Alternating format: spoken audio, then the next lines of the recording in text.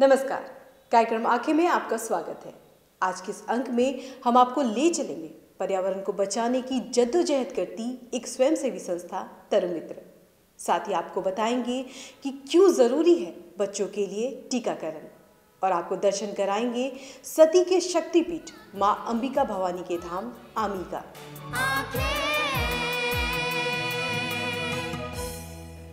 स्वच्छ पर्यावरण हमारे लिए कितना जरूरी है यह हम सभी जानते हैं, लेकिन आज हम पर्यावरण को बचाने से विमुख होते जा रहे हैं। आज के इस भागदौड़ की जिंदगी में बच्चों द्वारा 1988 में स्थापित संस्था तरुमित्र लगातार पर्यावरण को बचाने के लिए समर्पित है।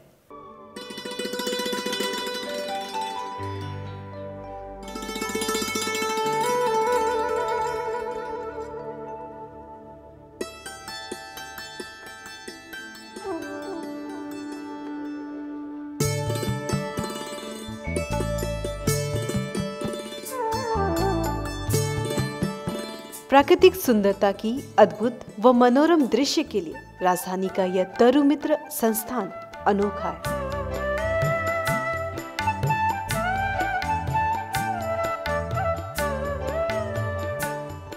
जहां प्रकृति अपनी हरियाली की अद्भुत छटा बिखेरती है, यहां आने मात्र से ही व्यक्ति को मानसिक व शारीरिक सुकून मिलता है। हजारों एकड़ में फैला तरुमित्र आश्रम में करीब 450 प्रकार के पेड़ पौधे लगे हैं, जिसे देखने के लिए दूर दूर से लोग आते हैं। यही नहीं, तरुमित्र आश्रम में टूटे हुए शीशे व प्लास्टिक की बोतल से तैयार घर और हैंगिंग गार्डन भी दर्शकों को खूब भाते हैं, जिसे देखने दर्शक बरबस खींचे चले आते हैं।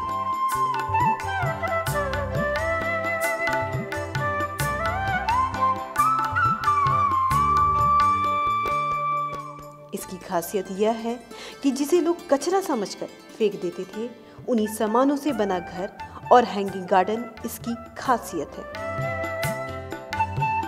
अक्सर हम लोग घर में पड़े प्लास्टिक के डब्बे और बोतल को सड़क पर कचरा समझकर फेंक देते हैं, लेकिन इसी प्लास्टिक के कचरे की मदद से तरुमित्र में एक घर तैयार कर लिया गया है।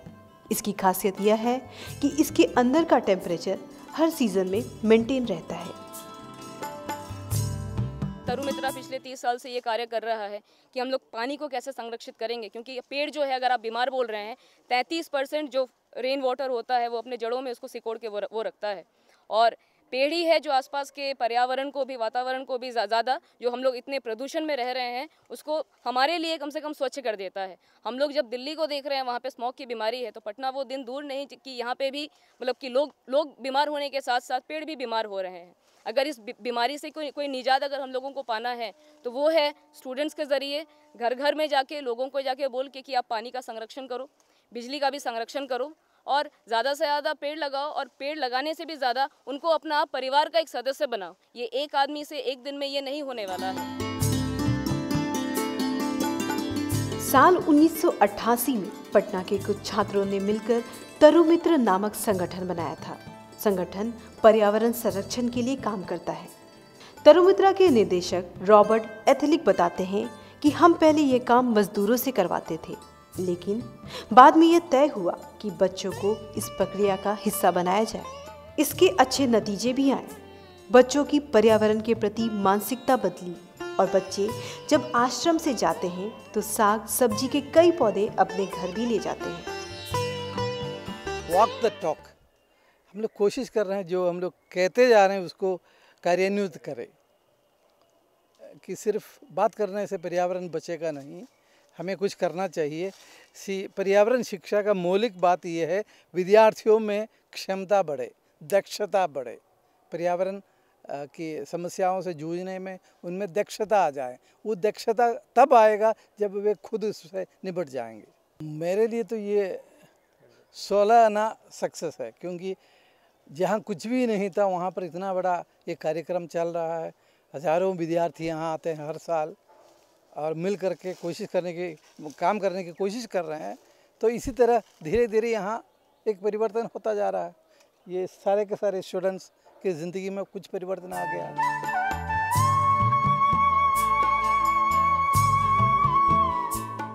तरुमित्रा आश्रम में कई दुर्लभ पेड़ संरक्षित हैं जो आमतौर पर देखने को नहीं मिलते, जैसे सीता अशोक, रुद्राक्ष, बहेरा इत्यादि। यही नहीं, इस आश्रम में प्राचीन मान्यताओं से जुड़े पेड़ पौधे जैसे परियों का पेड़ पे बना यह ट्री हाउस लोगों के लिए आकर्षण का केंद्र है।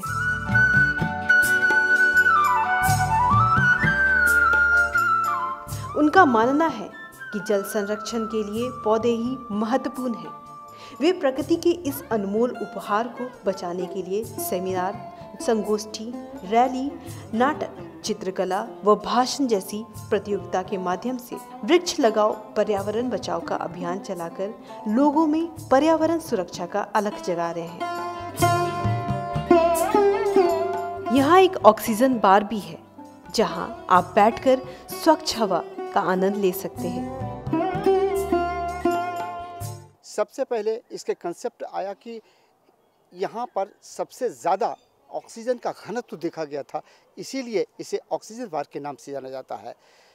फिर यहाँ पर चारों तरफ अंदर विद्यार्थी बैठते हैं और विद्यार्थी को हम जो अपने पर्यावरण के बारे में समझाना चाहते हैं उसे समझाते हैं वहाँ पे। लगभग 30 सालों से तरुमित्र के बच्चों के द्वारा पौधारोपण व उसका देखभाल किया जा रहा है। महज कुछ बच्चों के द्वारा शुरू किया गया यह सफर आज वृहद रूप से काम कर रहा है, जो निश्चय ही काबिले तारीफ है।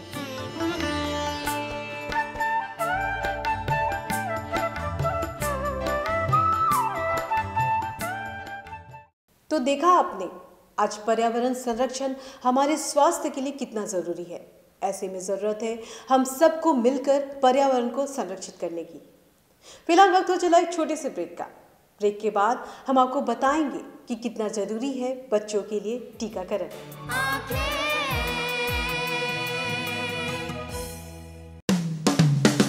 Lohia Nagar Mount Carmel High school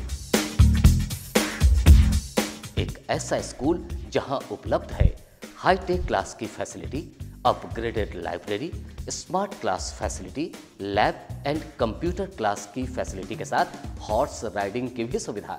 इसके अलावा बच्चों के खेलने के साथ आने जाने की भी सुविधा। एडवांस सुविधाओं से लैस Lohia Nagar Mount Carmel High School, Gayatri Mandir Road, Kankarbagh, Patna. आपके रक्त की एक बूंद किसी की जिंदगी बचा सकती है। तो आइए हम सब मिलकर रक्तदान करें। रक्तदान महादान, जनहित में जारी।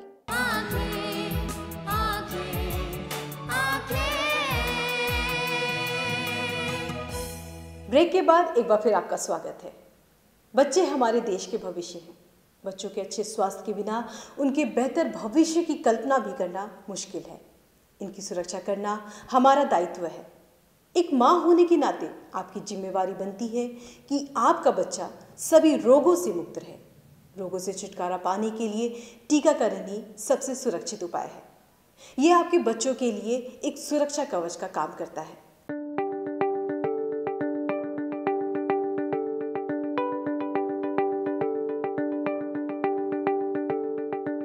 प्रत्येक वर्ष दुनिया में 1.7 मिलियन बच्चे उन बीमारियों के कारण मर जाते हैं जिन्हें उपलब्ध टीकों से रोका जा सकता था।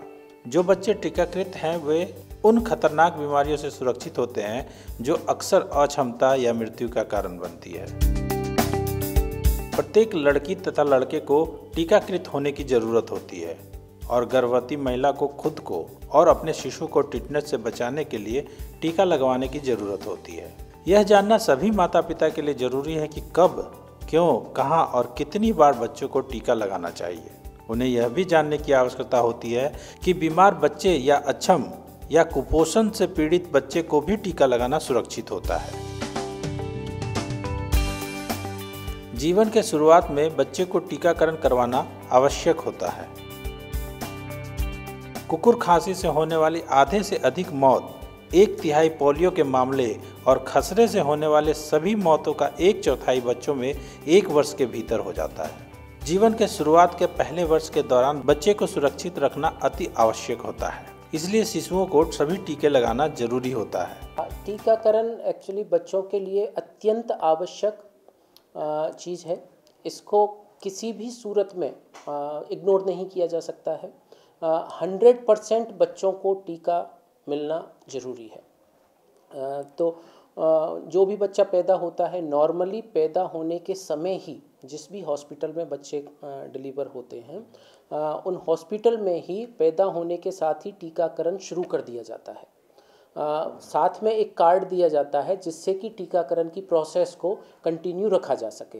तो 100% इम्यूनाइजेशन मैंडेटरी है। सब बच्चों को टीकाकरण आवश्यक है और इसमें किसी भी तरह की लापरवाही नहीं बरती जा सकती। टीकाकरण में लापरवाही बरतने का मतलब है कि जो अमृत आपको मिल रहा है मुफ्त में, आप उस अमृत से अपने बच्चे को वंचित कर रहे हैं।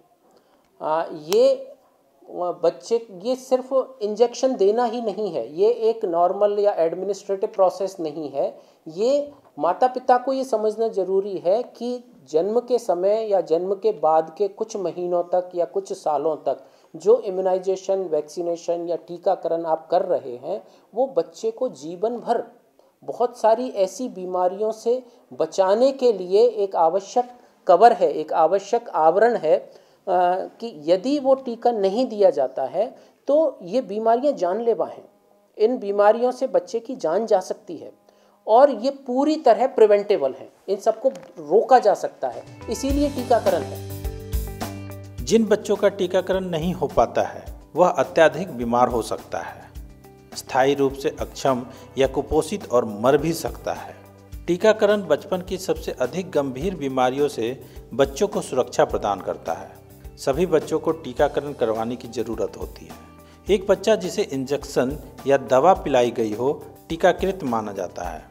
टीके बीमारियों के खिलाफ बच्चे की प्रतिरोधक क्षमता को बढ़ाते हैं। माता पिता होने के नाते आपको जानकारी होना जरूरी है कि आपके शिशु को कौन से स्तर पर कौन सा टीका लगेगा। भारत सरकार और भारतीय चिकित्सा अकादमी IAP कुछ टीके हर शिशु को अनिवार्य रूप से लगाने की सलाह देते हैं। टीकाकरण का एक शेड्यूल है जो कि बर्थ से शुरू होता है और कम से कम 10 साल की उम्र तक, और एक्चुअली एक बूस्टर डोज 16 साल की उम्र तक दिया जाता है। बर्थ के समय पर BCG का टीका दिया जाता है। इसके साथ में ओरल पोलियो वैक्सीन दिया जाता है। इस टाइम पे एक हेपेटाइटिस B का टीका भी दिया जाता है। तो ये बर्थ के समय टीका शुरू हो गया।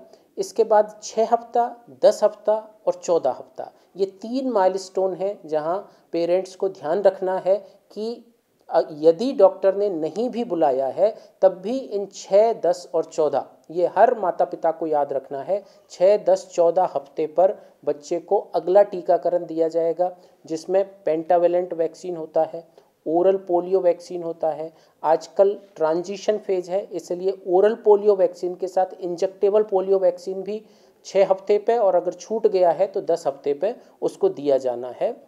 इसके बाद में 9 महीने पे बच्चे को मीजल्स का टीका, और जहां MR मीजल्स और रूबेला शुरू हो चुका है बहुत सारे एरिया में, प्राइमरली ये सिर्फ मीजल्स होता था, तो वहाँ पे MR का टीका लगवाना है, मीजल्स एंड रूबेला।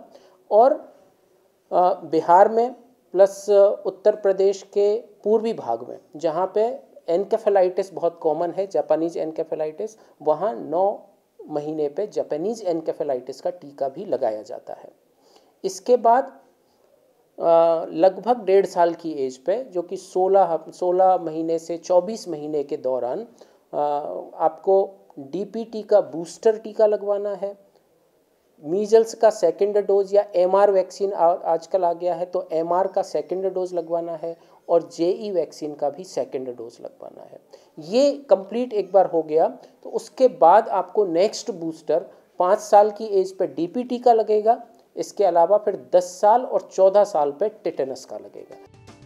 बच्चे हमारे देश के भविष्य हैं।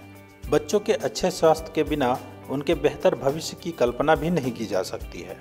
अतः समय पर टीकाकरण करवाकर अपने बच्चों के भविष्य को सुरक्षित तथा खुशहाल बनाएं, तभी हमारा देश भी खुशहाल हो सकेगा। बच्चे हमारे देश के भविष्य हैं। बच्चों के अच्छे स्वास्थ्य के बिना उनके बेहतर भविष्य की कल्पना करना भी बेमानी होगी। इसलिए टीकाकरण अवश्य कराएं। फिलहाल वक्त हो चला एक और छोटे से ब्रेक का।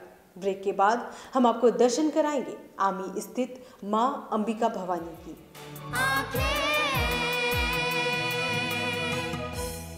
ज्ञानस्थली हाई स्कूल, जहां दी जाती है हाईटेक क्लास की फैसिलिटीज, खेलने की सुविधा, स्मार्ट क्लास की सुविधा, लेटेस्ट किताबों वाली लाइब्रेरी की सुविधा, लैब की सुविधा, बच्चों के लिए कंप्यूटर क्लासेस की सुविधा, साथ ही आने जाने की facilities. Gyansthali high school, Alamganj, Patna. आपके रक्त के एक बूंद किसी की जिंदगी बचा सकती है। तो आइए हम सब मिलकर रक्तदान करें। रक्तदान महादान। जनहित में जारी।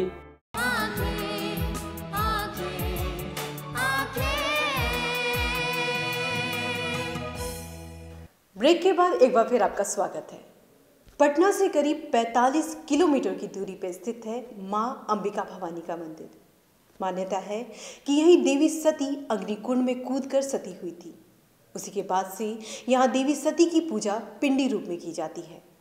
आज यहाँ हर दिन हजारों लोग देवी के दर्शन करने आते हैं और मन्नतें भी मांगते हैं। सच में देवी माँ सुनती है उनकी।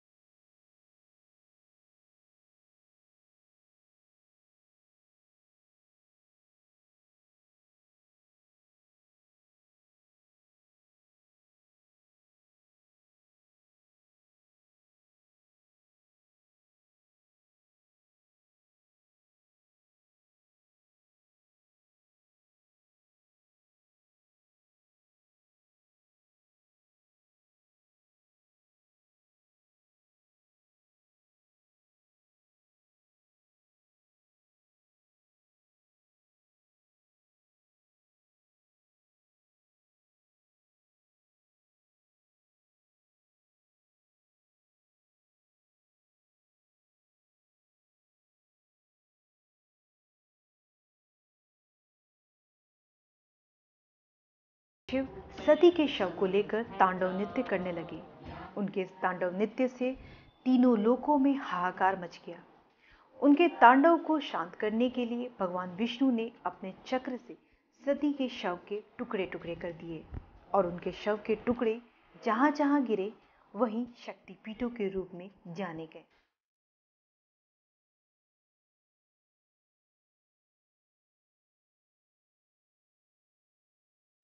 मगर आमी में मां सती का शरीर भस्म रूप में ही रह गया और इसी स्थान पर मंदिर का निर्माण हुआ।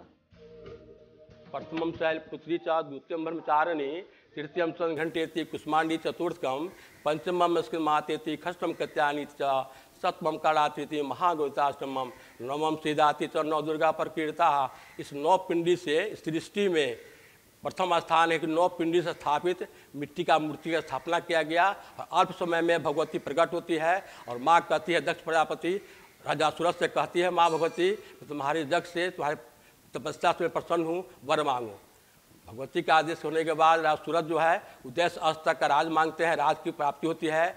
और वह जो बनिया था समाधि नाम बस बनिया जो था बारीक कलश रूप करके आया था, वो अपने आवागमन से मुक्ति के लिए मोक्ष की कामना करता है। मोक्ष की प्राप्ति हुआ और वहाँ जो कुंड बच गया अवशेष, पूरा कुंड के ऊपर मूर्ति बना, थोड़ा सा कुंड अवशेष आज भी छोड़ा गया है, जिस कुंड में हाथ डालने से हर प्रकार की मनोकामना पूरी होती है। उसी समय से अंबिका नाम से हम मूर्ति का स्थापना हुआ, अंबिका नाम से जानी जाती है। अंबिका नाम का मान ही होता है कि सब देवी देवताओं का समावेश होता है, या इन्हीं से अंबिका महारानी की शक्ति से निकला हुआ सब देवी देवता हैं। अंबिका नाम से पूजा करने पर सभी देवताओं को पूजा होता है और सभी का शक्ति आशीर्वाद मिलता है। या देवी सर्व। यह मंदिर काफी प्राचीन है। इस मंदिर की बनावट की विशेषता यह है कि यह मंदिर द्रविड़ पद्धति में निर्मित है। यह मंदिर अपनी एक अलग पौराणिक महत्व भी रखती है। इस मंदिर की सबसे खास बात यह है कि मां अंबिका के पिंडी के बगल में एक छोटा सा कुंड है। लोगों की मान्यता एवं विश्वास है कि जो भी अपनी मनोकामना मांगकर इस कुंड में हाथ डालता है उसकी सारी मनोकामनाएं पूरी।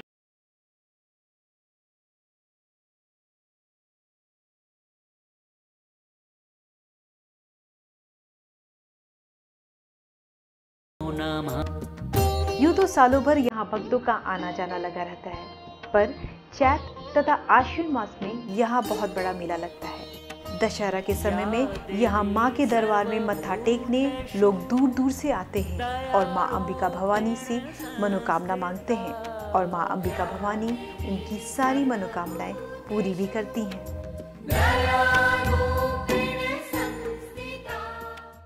यूं तो आमी शक्ति पीठ की कई प्राचीन मान्यताएं हैं, लेकिन नवरात्र के मौके पर लाखों की संख्या में श्रद्धालु माता के दर्शन करने यहाँ पहुँचते हैं। आज के अंक में बस इतना ही। आपको हमारा एक कार्यक्रम कैसा लगता है हमें जरूर बताएं। हमारा ईमेल आईडी है lmcankhi2017@gmail.com। मिलेंगे अगले अंक में कुछ नए मुद्दों के साथ।